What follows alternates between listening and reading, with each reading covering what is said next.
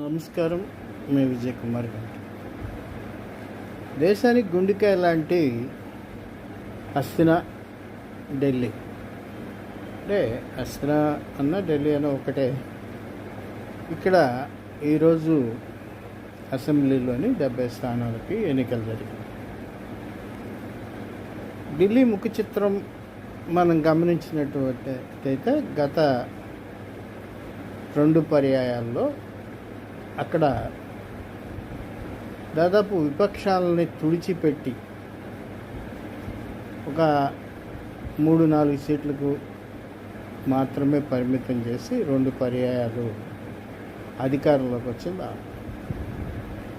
నేను మొదటి నుంచి ఆప్ మీద నా అభిప్రాయం చెప్తున్నాను. ఆప్ ప్రజాభిమానంతో ఏ రోజు కూడా ఎన్నికల్లో గెలవలేదు. భారతదేశంలో అత్యధికంగా ఓటుకి రేటు కట్టి గెలిచిన పార్టీ ఆప్. కేజ్రీవాల్ అభిమానులు కానీ, లేదా కేజ్రీవాల్ పెద్ద నిజాయితీ పడు అనుకునే వాళ్ళకి కానీ ఇది కొంత ఇబ్బంది కలిగించినా కూడా నాకేం బాధ. సరిగ్గా అదే విధానాలని ఇతర రాష్ట్రాల్లో బీజేపీ కూడా అనుసరించింది.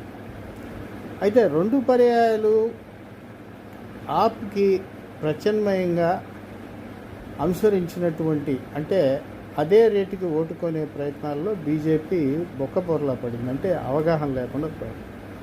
మరి ఈ పర్యాయం ఎన్నిక ఎలా ఉంటుంది అనేది ఆలోచిస్తే కొంత రాజకీయ కసరత్తు అయితే బీజేపీ ఇక్కడ చేస్తుంది. ఆప్ యొక్క నిజస్వరూపాన్ని జనంలోకి తీసుకెళ్ళడానికి ప్రయత్నం చేస్తుంది. ఆప్తో పాటుగా ఓటర్ని ఆకర్షించడానికి ధనబలాన్ని, జనబలాన్ని, ఇతర ప్రలోభాలని చేస్తుంది.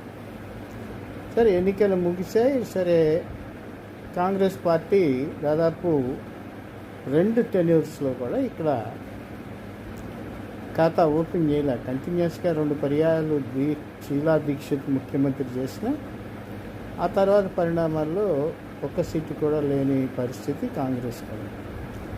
ఇప్పటి పరిస్థితుల్లో జనం కొంచెం మారారని భావిస్తున్నాం. అయినప్పటికీ కొంచెం ఎడ్జ్, అందరూ తేలిగ్గా చెప్పినట్టుగా కాకుండా కొంచెం ఎడ్జ్ ఆపుకుండొచ్చు, లేదా మ్యాజిక్ ఫిగర్ దాటి బీజేపీ వెళ్ళచ్చు.